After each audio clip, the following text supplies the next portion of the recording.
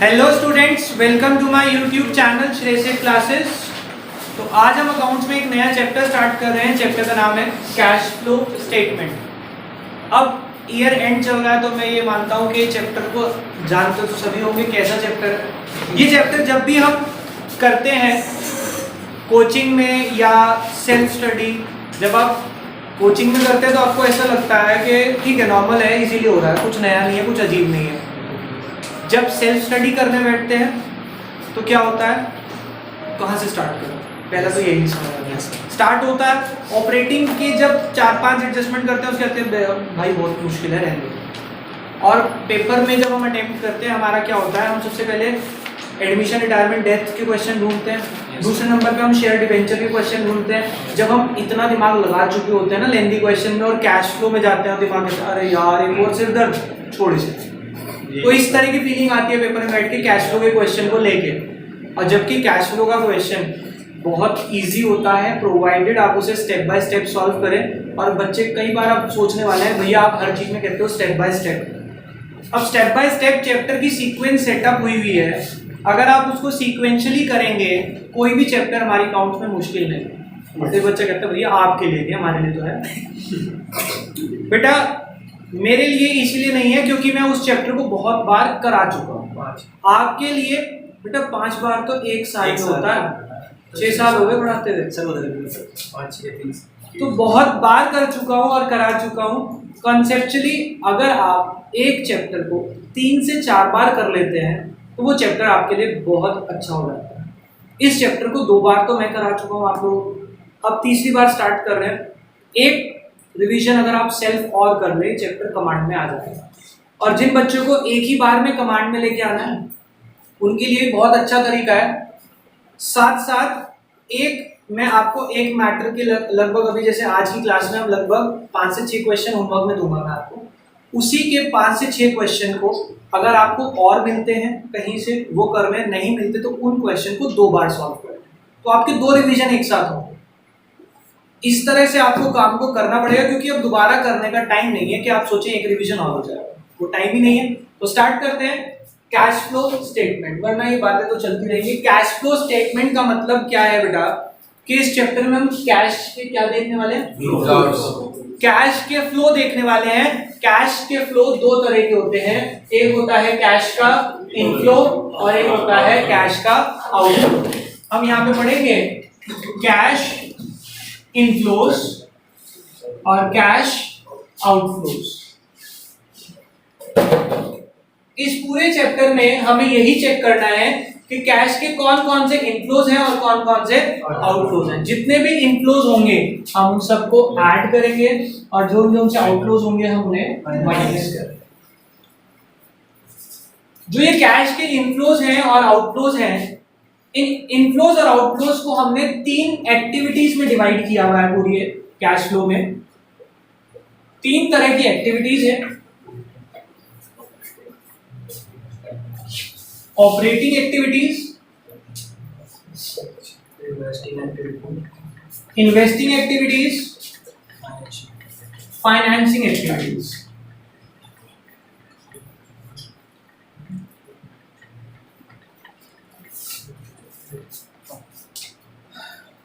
अगर आप इसको लॉजिकली अकाउंट्स के हिसाब से समझें तो इसमें फाइनेंसिंग में हम कौन सी ट्रांजैक्शन रिकॉर्ड करते हैं which are related to transaction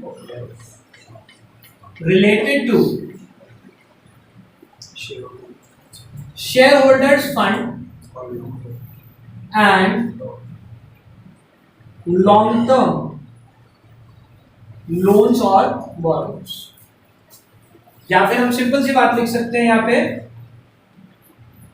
loans and borrowings, चाहे उसमें डिवेंचर, क्योंकि डिवेंचर भी लोन ही होते हैं। तो यहाँ पे 2 चीजों से रिलेटेड आते हैं, share holder fund and loan से रिलेटेड ट्रांजैक्शन। उससे मैंने सिर्फ ये नहीं कहा कि शेयर होल्डर्स फंड, यानी कि शेयर होल्डर फंड में क्या क्या आता है बेटा, 3 चीजें आती है ना, equity share capital, preference share capital, reserve and वो सब आएगा, ठीक है। और लोन, उससे रिलेटेड सारी ट्रांजैक्शन, लोन तो आएगा ही आएगा, उससे रिलेटेड लोन पे इंटरेस्ट, वो लोन पे होता है तो वो भी उससे रिलेटेड ही है, वो भी यही आएगा। क्लियर हो गया? तो मैंने सिर्फ शेयर होल्डर फंड और लोन नहीं कहा, उनसे रिलेटेड सारी ट्रांजैक्शन। अगर मैं बात करूं डिविडेंड, वो भी शेयर से रिलेटेड होता है, वो भी यही आएगा। क्लियर हो गई बात? The word is related to share holders fund and loan.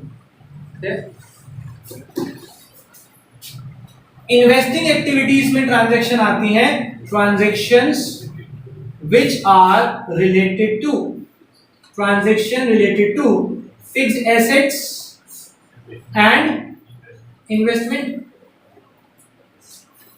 Fixed assets and investment. अब फिक्स्ड एसेट में दोनों आएंगे, टैंजिबल एंड इनटैंजिबल। और इन्वेस्टमेंट हमने कहीं पे भी इन्वेस्टमेंट करी है, चाहे वो किसी कंपनी के शेयर्स में इन्वेस्टमेंट हो, वो भी नहीं आएगी।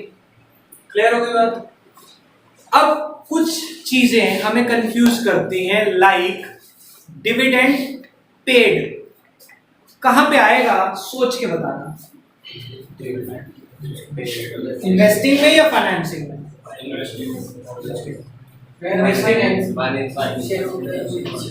अच्छा, दूसरा डिविडेंड रिसीव्ड, शायद कुछ क्लियर हो।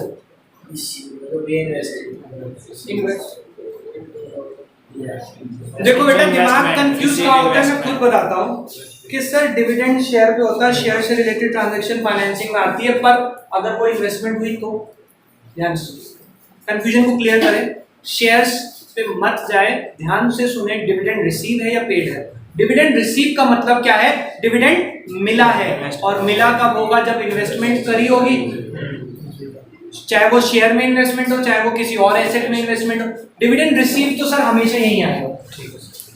और डिविडेंड अगर पे करा है, पे किसे किया होगा? जिसे शेयर दिए हुए होंगे। अब शेयर्स, इसका मतलब सर शेयर्स अगर इशू किए हैं तो वो यहां आएगा, और शेयर्स अगर रिसीव करे यानी कि शेयर में इन्वेस्टमेंट करी है तो वो यहां जाएगा। बड़ा लॉजिकल सर, क्योंकि शेयर्स खरीदे तो इन्वेस्टमेंट है ना, और अगर शेयर इशू करे वो इन्वेस्टमेंट थोड़ी है, वो तो बल्कि और किसी के पैसे देने पड़ेंगे, तो इसीलिए वो कहां जाएगा? क्लियर हो गई बात? और अगर हम बात करें remaining transactions are recorded in operating activity. Remaining कौन सी? जो प्रॉफिट एंड लॉस अकाउंट से रिलेटेड ट्रांजैक्शन होती है सारी। और एक बात ध्यान से समझेंगे, ऑपरेटिंग एक्टिविटीज हम जब स्टार्ट करते हैं, ये हमेशा स्टार्ट होती है profit before interest and tax. यहां से ये स्टार्ट होता है, this is the starting point of operating. ठीक है, अब ये नेट प्रॉफिट होता है, net profit before interest and tax, या फिर हम सीधा लिख सकते हैं नेट प्रॉफिट बिफोर टैक्स, क्योंकि यहाँ पे इंटरेस्ट होता ही नहीं है। Net profit before tax. अब ये जो नेट प्रॉफिट बिफोर टैक्स आता है, ये कहाँ पे आता है बेटा? Profit and loss account. कहाँ पे आता है? नेट प्रॉफिट तो प्रॉफिट एंड लॉस अकाउंट में निकालते हैं ना आप। तो प्रॉफिट एंड लॉस अकाउंट में जो नेट प्रॉफिट होता है उसके बारे में हम अभी डिस्कशन करेंगे जब हम ऑपरेटिंग को स्टार्ट करेंगे। उससे पहले आपको ये समझ आई कि हमारे को जो भी ट्रांजैक्शन दी होगी हमें उसका नेचर ढूंढना है। अगर वो लोन्स और शेयर से रिलेटेड है फाइनेंसिंग में, फिक्स्ड एसेट या इन्वेस्टमेंट से रिलेटेड है तो इन्वेस्टिंग में, और बची हुई है तो शुरू के 13 क्वेश्चन इलस्ट्रेशन इसी के ऊपर भेज दिया। इसका मतलब पेपर में इसका आना क्वेश्चन बनता है, और वो आता कब है? 1 नंबर में। जो आपके एमसीक्यूज आएंगे वो कहेंगे dividend paid is classified under which of the activity? Operating activity, investing activity, financing activity, none of these. तो वो आपको ऑप्शन देंगे। देखो मुझे क्या है, क्वेश्चन में एक वैल्यू पुट करनी है, dash is covered under which activity. Option तैयार है मेरे पास, अब वो डैश में कुछ भी फिल करूंगा, तो वो डैश फिल जो भी होगा आपको उसके लिए वो 13 इलस्ट्रेशंस पढ़ने पड़ेंगे आज, और क्लासिफाई करेंगे इन बेसिक बातों को ध्यान में रखते हुए कि कौन सी चीज कहाँ पे आएगी। ठीक है, अब एक बार इसकी फोटो देखो बेटा। इसके बाद हमने जो करना है, इसी में हम cash flow from operating activity start कर रहे हैं। अब cash flow from operating activities मैंने आपको अभी बताया, ये स्टार्ट करने के लिए हमें स्टार्टिंग पॉइंट क्या लिखना होता है, नेट प्रॉफिट बिफोर टैक्स। अब ये जो नेट प्रॉफिट बिफोर टैक्स हमें कैलकुलेट करना है, इसको निकालने के 3 ऑल्टरनेटिव होते हैं हमारे पास। 3 तरह से निकल सकता है। क्वेश्चन आपको जज करना पड़ेगा कैसे निकालना है। ये स्टार्ट करना सिखा रहा हूं, आज से आप यही सीखेंगे, हर बार मैं यही करता हूं। इसके ऊपर मेहनत करनी बहुत जरूरी है। आप सोचे कैश फ्लो का क्वेश्चन शुरू यहां से होता है, अगर यही नहीं निकला तो क्वेश्चन शुरू कैसे हो। इसलिए मैं दूसरी बुक रिकमेंड करने को मना करता हूं कि दूसरी बुक में इसके ऊपर कुछ क्वेश्चन ही नहीं है अलग से। वो सीधा क्या करते हैं, ऑपरेटिंग एक्टिविटी पूरी करवाते हैं। पहले इस पे तो काम कर लो कि नेट प्रॉफिट बिफोर टैक्स निकलना कैसे है, उसका ऑल्टरनेटिव 1। अब ध्यान से देखेंगे ऑल्टरनेटिव 1। ऑल्टरनेटिव 1 में हमारे पास क्वेश्चन में क्या दिया होगा, हमें statement of profit and loss account बना के दिया होगा। Statement of profit and loss account का फॉर्मेट कुछ बच्चों को याद होगा जिन्होंने कंपैरेटिव कॉमन साइंस करी है, कुछ को याद नहीं होगा। तो आप जिनको याद नहीं है अब याद कर लें, बाद में भी काम आने वाला है आपके। और नहीं याद करना तो सीधा ये क्वेश्चन में गिवन होगा, ठीक है। आपको वैल्यू चूज करना सिखाऊंगा कि कैसे होगी। आपको स्टेटमेंट ऑफ पीएनएल में सबसे पहले गिवन होता है आरएफओ, उसके बाद आता है अदर इनकम। ये आपके पास 2019 सपोज गिवन है आरएफओ अदर इनकम, उसके नीचे हम यहाँ पे गिवन होता है टोटल रेवेन्यू। टोटल रेवेन्यू इसके आगे लिखा होता है ए। फिर हमारी हेडिंग आती है एक्सपेंसेस। एक्सपेंसेस में ये 5-6 हेडिंग लिखते हैं, ध्यान से सुनेंगे, अभी बोलेंगे नहीं। Cost of raw material consume, दूसरा लिखते हैं चेंज इन इन्वेंट्री यानी कि stock, depreciation and amortisation, employ benefit expense,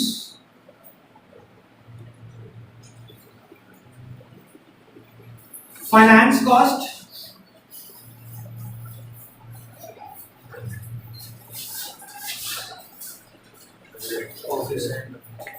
office and administration expense,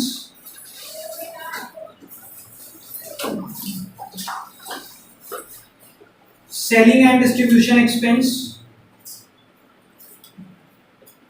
और उसके बाद लिखते हैं अदर एक्सपेंस। ये सारे एक्सपेंस का टोटल हो जाता है, इसके आगे लिखा होता है टोटल एक्सपेंस, ठीक है। इसी के नीचे ये कुछ लिखा होता है, वो मैं इधर से कंटिन्यू कर रहा हूँ क्योंकि मेरे पास स्पेस नहीं है इधर। क्या गिवन होता है इसके नीचे, ये टोटल एक्सपेंस को ये ट्रीट करते हैं बी, ये था हमारा ए। ये लिखेंगे प्रॉफिट बिफोर टैक्स,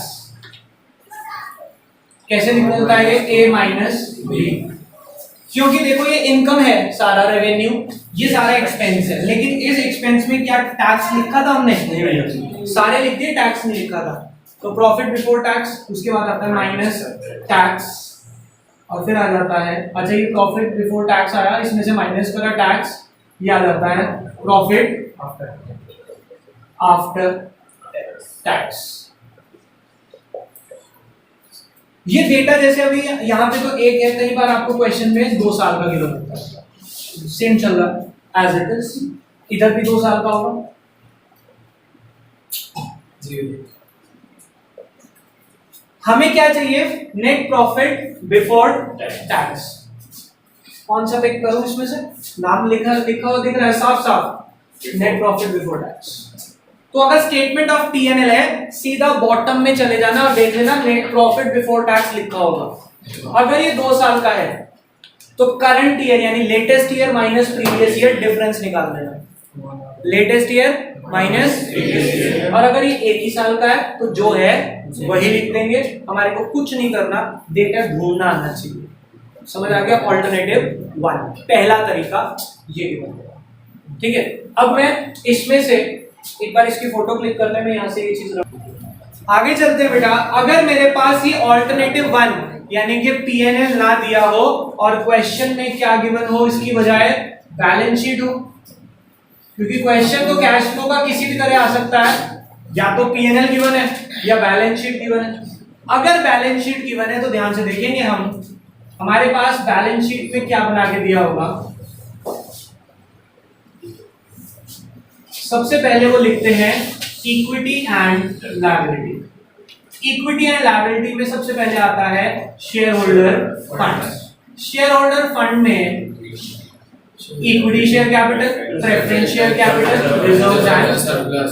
ध्यान से देखेंगे बेटा, सपोज 1 2 3 रिजर्व एंड सरप्लस है, उसका नोट नंबर है, ये कॉलम होता है नोट नंबर का। अब नोट नंबर है तो नीचे नोट जरूर गिवन होगा। आप जाना कौन से नोट में? नोट नंबर 3 में। हमें रिजर्व एंड सरप्लस के नोट में जाना है। वहां पे लाइक आपको सिक्योरिटी प्रीमियम रिजर्व दिया हुआ है, कैपिटल रिजर्व दिया हुआ है, हमें सिर्फ एक रिजर्व पे फोकस करना है। क्या दिया होगा? Surplus, that is balance in statements of profit and loss account. यानी कि balance, profit and loss account का बैलेंस दे दिया इन्होंने, ये ना बना के इसका बैलेंस दे दिया, तो हमें यही तो चाहिए था। अगर ये 2 साल का है 2019-20 तो इसका डिफरेंस ले लेंगे current year minus previous year करके, और अगर 1 ही साल का है तो वो ही उठा के यहाँ लिख देंगे। कोई प्रॉब्लम? समझ आ गई? दोनों ऑल्टरनेटिव समझ आए? थर्ड ऑल्टरनेटिव पे मूव करते हैं, और वो जो ऑल्टरनेटिव है वो ही सबसे ज्यादा बार आता है हमारे पास, और उसी में थोड़ी सी कैलकुलेशन भी। ठीक है, फिलहाल ये समझ आ गया ऑल्टरनेटिव 1, ऑल्टरनेटिव 2। अब जब मैं थर्ड ऑल्टरनेटिव कराऊंगा तो क्वेश्चन करेंगे हम, जब उसके ऊपर बेस्ड ही है ज्यादातर क्वेश्चन, और जब मैं वो थर्ड ऑल्टरनेटिव कराऊंगा और उसके क्वेश्चन दूंगा, बच्चा कहेगा सर फर्स्ट और सेकंड आता नहीं क्या, थर्ड के ही है सारे क्वेश्चन। बेटा ये थर्ड वाले में प्रैक्टिस चाहिए, इसीलिए वो क्वेश्चन जो है वो थर्ड के हैं स्पेसिफिक। बट जब आप लेंथी क्वेश्चन, कंप्लीट क्वेश्चन करेंगे तो आपको कई बार मिलेगा ऑल्टरनेटिव 1 और ऑल्टरनेटिव 2। अभी जब मैं कराऊंगा थर्ड तो न्यूमेरिकल उसके हैं सारे, तो ये मत सोचना कि इन दोनों को तो भूल ही जाओ, इनके बिना लॉन्ग क्वेश्चन नहीं होगा, क्योंकि लॉन्ग क्वेश्चन में आपको ढूंढना पड़ेगा कि ये वाला मेथड है या ये मेथड है। ठीक है, अभी ऑल्टरनेटिव 3 पे मूव करते हैं, पहले इसकी फोटो देखो बेटा। ऑल्टरनेटिव 3 में क्या होगा हमारे पास, हमारे को क्वेश्चन स्टार्ट वहीं से करना है, नेट प्रॉफिट बिफोर टैक्स से। हम इसके लिए वर्किंग नोट बनाएंगे। ऑल्टरनेटिव 3 में हम क्या बनाने वाले हैं? Working note. इसमें हम स्टार्ट करेंगे surplus, that is balance in statement of profit and loss account. इसका बैलेंस आपके पास गिवन होगा क्वेश्चन। अगर वो ये 2 साल का है तो current year minus previous year, और अगर 1 साल का है तो वही आ जाएगा, जैसे अभी समझाया 1 मिनट पहले आप, वो आ गया। उसमें अब मुझे 5 चीजें ऐड करनी है और 2 चीजें सब्ट्रैक्ट करनी है। तो मुझे जो 5 चीजें ऐड करनी है, पहले मैं इन चीजों के नाम समझता हूँ, क्या क्या ऐड करना है, और फिर मैं समझूंगा इन्हें क्यों ऐड करना है। ठीक है, ऐड मुझे क्या करना है, सबसे पहले 2 तरह के डिविडेंड ऐड करने हैं। फाइनल डिविडेंड या सिर्फ डिविडेंड भी लिखते हैं, final dividend paid during the year, और एक होता है interim dividend paid during the year. ठीक है, उसके अलावा आप क्या ऐड करेंगे, ट्रांसफर टू रिजर्व, और क्या ऐड करेंगे आप इसमें, प्रोविजन फॉर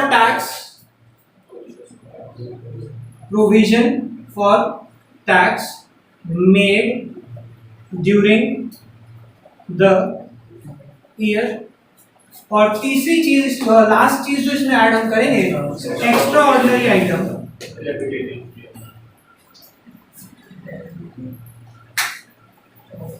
डेबिटेड इन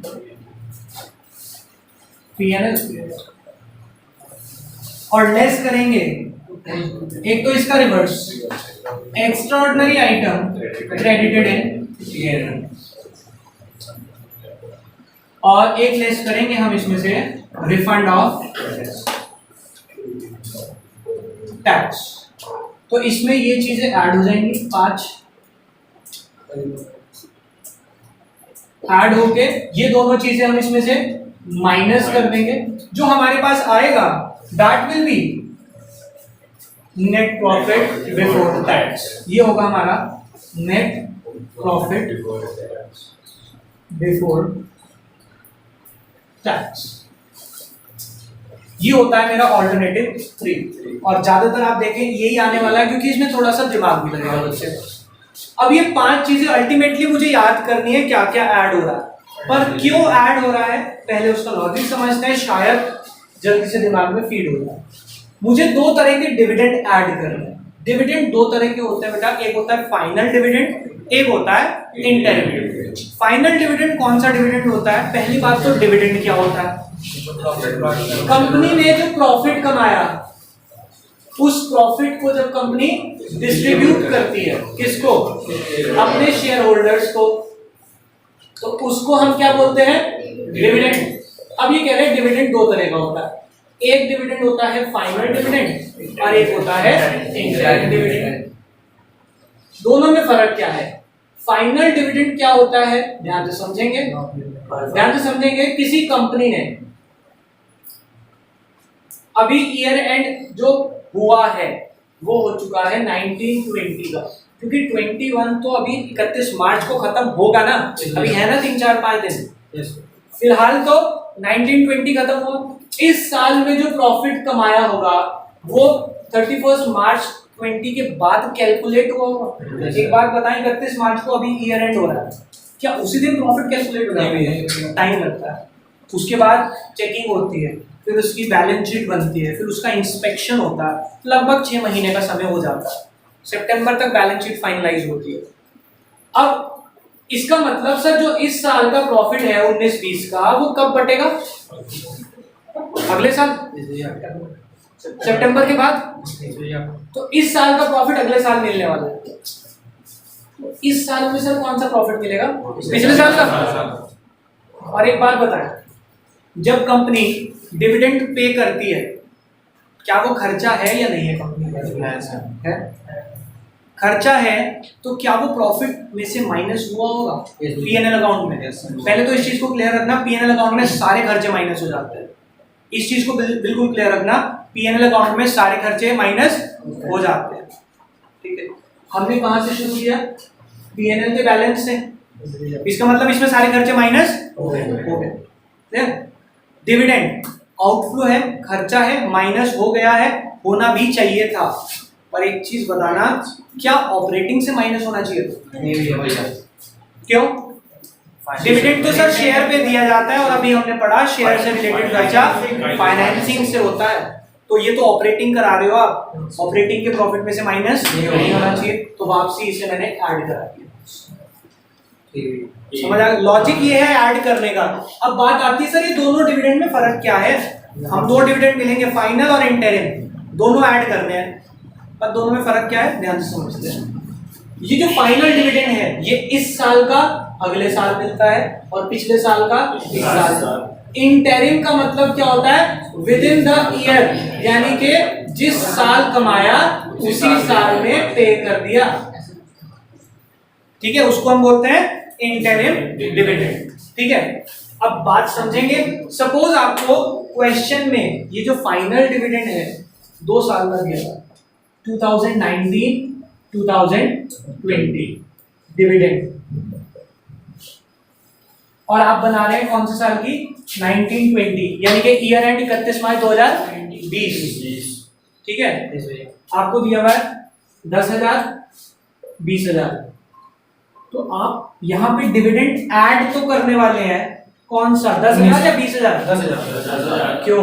क्योंकि इस साल जो डिविडेंड पे हुआ होगा वो पिछले साल का होगा, क्योंकि इस साल का जो 20,000 है तो अगले साल पे होगा, तो अभी पे ही नहीं हुआ, और ये पे हो चुका है, यानी कि माइनस हो चुका है, लेकिन माइनस नहीं होना चाहिए था, तो वापसी से ऐड करें।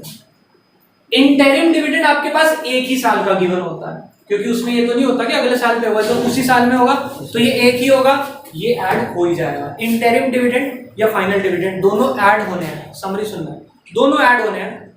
इंटरिम डिविडेंड एक ही होता है, कोई कंफ्यूजन नहीं। फाइनल डिविडेंड दो होते हैं, कौन सा ऐड करना है? पिछले साल का। क्लियर? आगे बात समझ, लॉजिक क्लियर हो गया? आगे चलते हैं, दोनों समझ आया क्यों ऐड करें। Next is transfer to reserve. बेटा आपके पास सपोज बैलेंस शीट में जनरल रिजर्व दिए, ठीक है, रिजर्व 10,000 से 20,000 हो गए। अब एक बात सोच के बताना, अभी हमने सेकंड चैप्टर किया है पार्टनरशिप का, रिजर्व में जो पैसा जाता है क्या वो प्रॉफिट में से माइनस हो जाता है या नहीं? पीएनएल एप्रोप्रिएशन को सोच के बताना। पार्टनर्स को प्रॉफिट बांटने से पहले रिजर्व माइनस हो जाता है ना एप्रोप्रिएशन में, यानी कि रिजर्व प्रॉफिट में से माइनस हो गया, रिजर्व प्रॉफिट में से माइनस हो जाता है। आप सोचें रिजर्व होता क्या है कि मेरी जेब में जो पैसे पड़े हैं, मैंने कहा यार ये कमाई होगी, अभी इसमें से उठा के घर पे रख देता हूँ, वो रिजर्व है। क्या उसमें मेरा आउटफ्लो हुआ या मेरे घर पे ही रखे हैं पैसे? आउटफ्लो नहीं है तो माइनस नहीं होना चाहिए था ना। तो इन्होंने क्या करा, रिजर्व को माइनस कर दिया प्रॉफिट में से, तो वापसी से क्या करा दिया मैंने? समझ आ गई बात? क्यों ऐड किया? क्योंकि वो आउटफ्लो तो है नहीं, यहाँ पे माइनस क्या होना है, अभी पढ़ा हमने, सिर्फ आउटफ्लो माइनस होने हैं और ये आउटफ्लो नहीं है, तो ऐड करूंगा कितना, जितना इस बार ट्रांसफर हुआ। इस बार कितना ट्रांसफर हुआ रिजर्व में? 10,000। पहले 10 तो पहले ही थे, अब 20 हो गए, यानी कि इस बार कितना ट्रांसफर है? 10,000। और अगर ये ऐसे गिवन होता तो इसका मतलब इस बार कितने ट्रांसफर करेंगे रिजर्व में? 20, तो पूरा का पूरा ऐड कर दूंगा। Is it okay? आगे चलते हैं, last provision for tax. Provision for tax ध्यान से समझे। अगर मैं एक और टेबल ऐसी बनाऊं कि अभी ये चल रहा है 1920, इस साल में जो कमाया इसका प्रॉफिट कब कैलकुलेट होगा बेटा? अगले साल, क्योंकि अभी तो प्रॉफिट 31 मार्च के बाद बैलेंस शीट बनेगी, प्रॉफिट निकलेगा, और उस प्रॉफिट पे टैक्स कब दूंगा? वो भी ऑब्वियसली अगले साल दूंगा, जब पता ही लगेगा कि अगले साल। तो मैं क्या करता हूँ, टैक्स के लिए ना प्रोविजन बना लेता हूँ। क्यों? जो बड़ी बड़ी कंपनी होती है ना, उनका लैक्स ऑफ टैक्स जाता है, लैक्स ऑफ क्या, थाउजेंड्स ऑफ लैक्स में टैक्स जाता है, बहुत हेवी टैक्स देती है बड़ी बड़ी कंपनियां, करोड़ों में टैक्स देती हैं। अब जो टैक्स पे करना है वो एक साथ जाना है, तो क्या करता है, इसी साल ना टैक्स के लिए पैसा अलग से जोड़ना शुरू कर देता है, कि हर साल के बीच में ही कुछ पैसा टैक्स, एडवांस टैक्स के रूप में गवर्नमेंट के लिए रखना शुरू कर देता है। ये जो टैक्स है अभी उसका प्रोविजन बना है या पे हो गया? प्रोविजन का मतलब क्या, रख लिया अभी बना के। अब प्रोविजन फॉर टैक्स पीएनएल में से माइनस हो चुका हो। अगर आपको प्रॉफिट एंड लॉस अकाउंट याद हो, उसमें डेबिट साइड में लिखते थे provision for depreciation, provision for tax, सारे प्रोविजन लिखे जाते थे, यानी कि प्रॉफिट में से माइनस कर दिया, जबकि पैसा तो अभी गया ही नहीं, तो इसको वापसी ऐड करेंगे। लेकिन कौन से प्रोविजन को ऐड करेंगे बेटा? जो इस साल का है 2020 का। क्यों? क्योंकि पिछले वाला प्रोविजन जो पड़ा होगा वो तो पे कर दिया होगा इस बार। तो यहाँ पे मान लो ये दिया हुआ है 5,000 प्रोविजन और 8,000, तो हम यहाँ पे ऐड कौन सा करने वाला है? इस साल वाला। इस साल का जो प्रोविजन है वो ऐड होगा, पिछले साल का प्रोविजन तो टैक्स पे हो गया होगा। ये तो आउटफ्लो है, इसको लास्ट में दिखाऊंगा कहाँ माइनस करना है। समझ आ गई बात? कोई प्रॉब्लम? तो हमने ये ऐड कर दिया। अब बच्चा कहता है सर टैक्स पे को भी यही माइनस करो ना, सीधा काम खत्म कर दो। बेटा कैश फ्लो स्टेटमेंट एक ऐसी स्टेटमेंट है जो एज पर अकाउंटिंग स्टैंडर्ड्स बनती है, और अकाउंटिंग स्टैंडर्ड में जो बात लिख दी, अकाउंटिंग स्टैंडर्ड क्या होता है? Rules and regulation of accounting. जो रूल्स में लिख दिया उसका फॉर्मेट हम बदल नहीं सकते। और डिटेल चाहिए तो पिछली क्लास जो कराई थी मेन क्लास, उसमें पढ़ना। मैंने बताया था कि अकाउंटिंग स्टैंडर्ड्स में रूल्स जो लिख दिए उसको हम बदल नहीं सकते, as it is copy paste करना है। तो वहां लिखा हुआ है फॉर्मेट, इसीलिए मुझे ये कराना पड़ेगा, मैं इसको ऊपर नीचे भी नहीं कर सकता। क्लियर? तो मैंने क्या करा, provision for tax made during the year, उसको माइनस करना। यहां तक के पॉइंट समझ आए? दिमाग में समरी बनाना। डिविडेंड कौन सा ऐड करा मैंने? पिछले साल। इंटरिम डिविडेंड एक ही हो गया। उसके बाद ट्रांसफर टू रिजर्व डिफरेंस लिया। Provision for tax made during the year, इस साल वाला प्रोविजन ऐड किया। आगे चलते हैं। Extra ordinary item debited in PNL. Extra ordinary item मतलब जो रूटीन में नहीं होता। Extra ordinary, goods destroyed by fire, loss by fire, loss by theft, जो अजीब सी चीज है। अब ये लॉस है तो बेटा मैंने पीएनएल में तो लिख दिया होंगे क्योंकि एक्सपेंस है मेरे लिए, नुकसान है। बट क्या ये लॉस एक्चुअल में मेरे पास से कैश जाता है इनमें? नहीं, गुड्स डिस्ट्रॉय होते हैं ना। तो लेकिन आपने प्रॉफिट में से माइनस कर दिया और कैश तो गया नहीं। और ये क्या कहता है, सिर्फ कैश के इनफ्लो प्लस और आउटफ्लो, तो इन्होंने गलत माइनस करा हुआ है, इसीलिए एक्स्ट्रा ऑर्डिनरी आइटम को प्लस कर दिया अगर डेबिट में है, और एक्स्ट्रा ऑर्डिनरी आइटम क्रेडिट में है तो माइनस करो। कैसे? Insurance company accepted the claim. Insurance company वो कह रहे हैं कि हम आपके पैसे दे देंगे जो भी नुकसान हुआ, तो आप उसे पीएनएल में क्रेडिट साइड लिख देते हैं ये मानते हुए कि पैसा आ जाएगा, मेरी इनकम है। पर क्या वो एक्चुअल इनकम है? नो, ये रूटीन में नहीं होती, तो इसको हम माइनस करें। क्लियर? दोनों एक्स्ट्राऑर्डिनरी समझ आ गए। लास्ट है refund of tax. Refund of tax का मतलब क्या है? टैक्स जो हमने जमा कराया था उसमें कुछ एक्स्ट्रा जमा हो गया था, वो वापसी आ रहा है। जो वापसी आ रहा है क्या वो मेरी इनकम है? बेटा इनकम तो तब होगी ना जब मैंने एक्सपेंस, टैक्स को एक्सपेंस माना होगा। मैंने तो टैक्स ही हटा दिया यहाँ से, समझ रहे हो? मैंने क्या ये टैक्स वापसी ऐड क्यों करा? क्योंकि मैंने क्या कहा, टैक्स का भी प्रोविजन बना है, दिया तो नहीं, तो उसके रिफंड को भी अभी इनकम नहीं मान सकता। जहां पे मैं टैक्स लेस कराऊंगा वहां पे देखना नेट ऑफ रिफंड कराऊंगा, रिफंड वहीं पे एडजस्ट होगा। यहाँ पे रिफंड को भी वापसी रिवर्स माइनस कर देंगे। क्लियर? ये एडलेस करके जो आएगा that will be the net profit before tax, और यहाँ से मेरी ऑपरेटिंग एक्टिविटी शुरू होगी। समझ आई? तो मेरे पास जो surplus that is balance in statement of PNL है, उसमें 5 चीजें ऐड करनी, याद करते हैं। 2 रिजर्व, फाइनल और इंटेलिजेंट। फिर transfer to reserve, provision for tax made during the year, extraordinary item debited in PNL minus extraordinary credited in PNL और माइनस रिफंड ऑफ टैक्स। समझ आ गया यहाँ तक? इससे आ जाएगा हमारा नेट प्रॉफिट बिफोर टैक्स। तो हमारी ऑपरेटिंग एक्टिविटी को हमने कैसे स्टार्ट करना है, सिर्फ आज वही सीखा है, ये नेट प्रॉफिट निकालना। इससे आगे का जो काम है ऑपरेटिंग एक्टिविटी का वो हम सीखेंगे नेक्स्ट क्लास में। अभी के लिए बाय।